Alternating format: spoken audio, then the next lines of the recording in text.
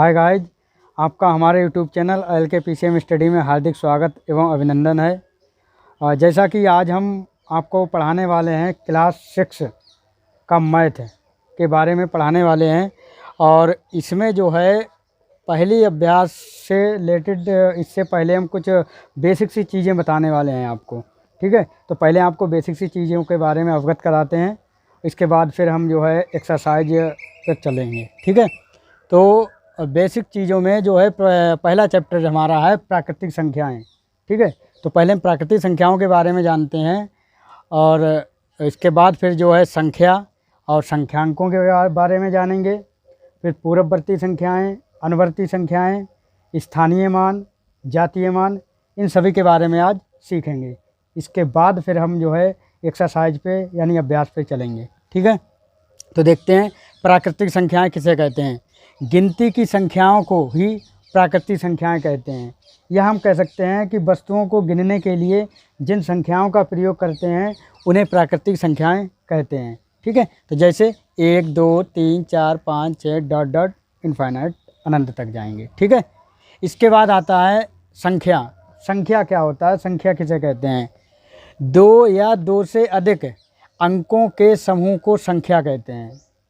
अर्थात या हम कह सकते हैं कितनी वस्तुएं हैं का जिससे बोध होता है उसे संख्याएं कहते हैं या संख्या कहते हैं। जैसे मान लीजिए यहाँ पर कोई वस्तु है, मान लीजिए मैंने यहाँ पर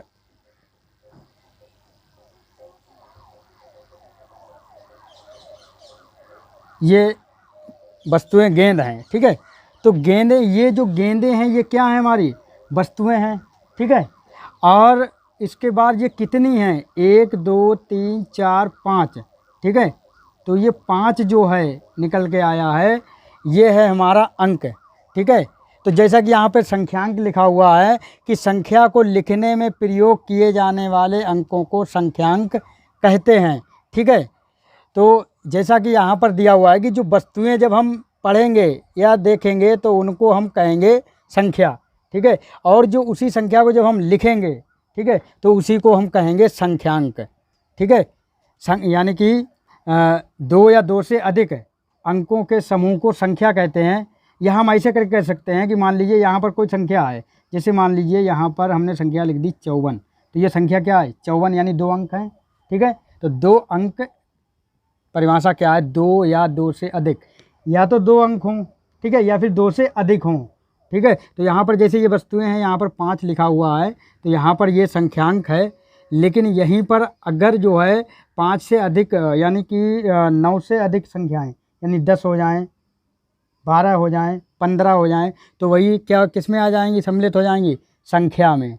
ठीक है, तो यहाँ पर और संख्याएं ले सकते हैं, यहाँ पर जैसे 534।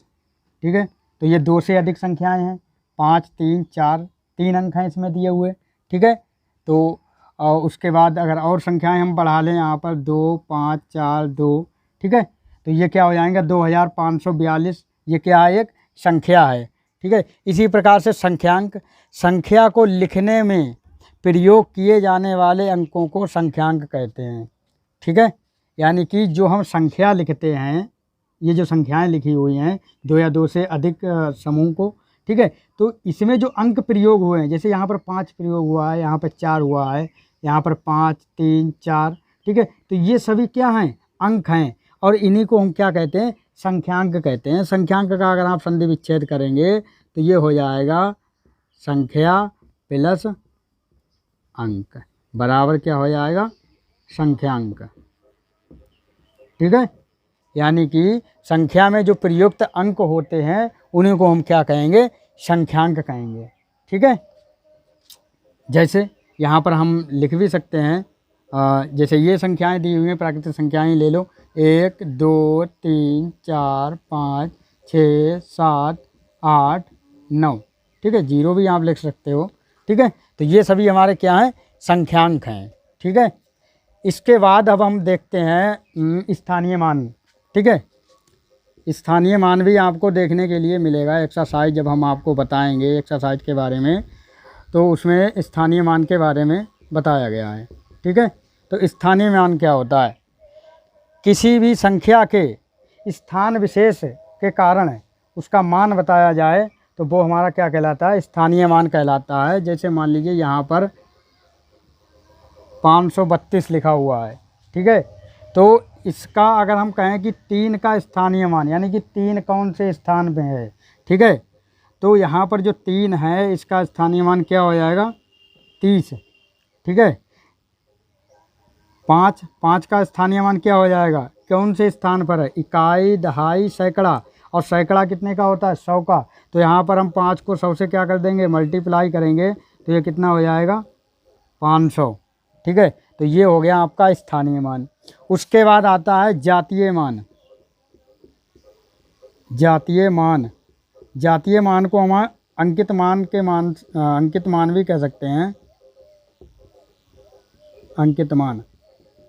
इसे इंग्लिश में जो है फेस वैल्यू कहते हैं, इसे प्लेस वैल्यू भी कहते हैं, ठीक है। स्थानीय मान को प्लेस वैल्यू और जातीय मान को फेस वैल्यू, यानी कि जो अपने स्थान विशेष के कारण बदलता रहे वो स्थानीय मान, और जो कभी ना बदले, ठीक है, वो हमारा कहलाएगा जातीय मान या फिर अंकित मान, ठीक है। तो जैसा कि यहाँ पर कुछ संख्या हम लिख ले रहे हैं 323, ठीक है। तो यहाँ पर अगर हम कहें आपसे कि 2 का जातीय मान बताओ, ठीक है, तो 2 का जातीय मान 2 ही रहेगा, इसको आप बदल नहीं सकते, ठीक है। इसी प्रकार से अगर हम कहें कि 3 का जातीय मान, तो 3 का जातीय मान या अंकित मान जो है 3 ही रहेगा, इसे आप चेंज नहीं कर सकते, ठीक है। तो आप समझ गए होंगे स्थानीय मान, जातीय मान, अंकित मान, संख्यांक, संख्या और प्राकृतिक संख्या, ठीक है। इसके बाद अब हम आपको बताने वाले हैं पूर्ववर्ती संख्याएं, ठीक है। पूर्ववर्ती संख्याएं क्या होती हैं, पूर्ववर्ती संख्याएं, पूर्ववर्ती संख्याएं, ठीक है।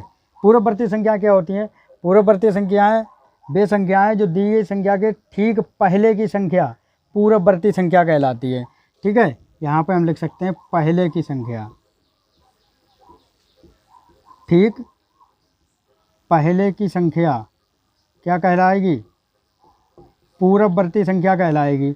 जैसे उदाहरण हम ले रहे हैं, जैसे यहाँ पर मान लीजिए हमने लिखा 18, ठीक है, तो 18 से ठीक पहले की संख्या क्या हो जाएगी, 17, कितनी हो जाएगी, 17, ठीक है। इसी प्रकार से अगर हम लिखें 25, ठीक है, तो 25 से ठीक पहले की संख्या क्या होगी, 24। तो आप देख रहे होंगे कि यहाँ पर हम क्या करना पड़ रहा है, यहाँ पे हमें -1 करना पड़ रहा है, -1 जोड़ना पड़ रहा है, ठीक है। तो किसी भी संख्या में -1 जोड़ने पर जो है क्या होगा, उस संख्या मतलब दी गई संख्या की पूर्ववर्ती संख्या प्राप्त हो जाएगी। इसी प्रकार जो है हम देखेंगे अनुवर्ती संख्या के बारे में। अनुवर्ती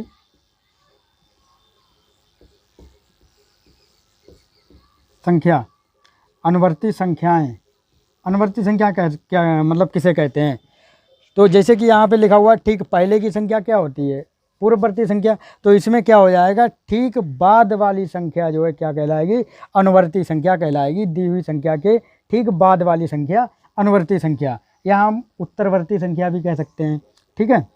तो जैसे कि उदाहरण के तौर पे यहाँ पर जैसे हम यही ले लो जाएँ 18, ठीक है, तो 18 की अनुवर्ती संख्या क्या हो जाएगी, 18 की अनुवर्ती संख्या हो जाएगी 19। क्यों, इसमें हमें क्या करना पड़ेगा, +1 जोड़ना पड़ेगा, इसमें -1 जोड़ना पड़ेगा, इसमें +1 जोड़ना पड़ेगा। तो 18 में +1 किया कितना हो गया, 19, ठीक है। इसी प्रकार से यहाँ पे 25 है, तो 25 में 1 जोड़ देंगे, क्या हो जाएगा, 26, ठीक है। इसी प्रकार से हम और भी बड़ी संख्याएं ले सकते हैं। जैसे मान लीजिए यहाँ पर हमने ले लिया -8, अब -8 में हम क्या करेंगे, इसमें +1 जोड़ देंगे, ठीक है। तो +1 करेंगे तो यहाँ पर क्या हो जाएगा, -7, यानी इसकी अनुवर्ती संख्या क्या हो जाएगी, -7, ठीक है। इसी प्रकार अब जो है आपको एक चीज़ और देखने को मिलेगी एक्सरसाइज में, क्रमागत संख्याएं, ठीक है। क्रमागत संख्याएं किसे कहते हैं ये भी समझ लीजिए। क्रमागत संख्याएं, क्रमागत संख्याएं ऐसी संख्याएं जो क्रम से हों, ठीक है। बहुत ही इजी तरीके से हम आपको समझाने का प्रयास कर रहे हैं कि ऐसी संख्याएं जो क्रम से हों, ठीक है, क्रमागत संख्याएं कहलाती हैं। जैसे मान लीजिए हमने यहाँ पर लिखा 20, 20 की अगली 3 क्रमागत संख्याएं बताइए, ठीक है। तो 20 से अगली 3 क्रमागत संख्या क्या होंगी? 21, 22 और 23, ठीक है। इसी प्रकार से अगर हम कहें कि 33 के ठीक बाद की 3 क्रमागत संख्याएं आप बताइए। तो 33 के 3 के बाद क्या हो जाएगी? 3 क्रमागत संख्या 33, 34, 35 और 36, ठीक है। तो कहने का तात्पर्य है कि जो क्रम से हों, ठीक है, वो आपके क्या कहलाएंगी? क्रमागत संख्याएं कहलाएंगी, ठीक है। तो आई होप कि आपको ये वीडियो पसंद आया होगा और बहुत ही इजी वे में हमने आपको समझाने का प्रयास किया है और सारी चीज़ें हमने बहुत ही बेसिक तरीके से बता दी हैं। नेक्स्ट वीडियो में हम अभ्यास 1 ए से शुरुआत करेंगे और उसको करने का प्रयास करेंगे। इसी के साथ हम अपनी वीडियो को यहीं पर स्टॉप करते हैं। नेक्स्ट वीडियो को देखने के लिए हमारे चैनल को लाइक करें, सब्सक्राइब करें, कमेंट करें। जय हिंद, जय भारत, वंदे मातरम।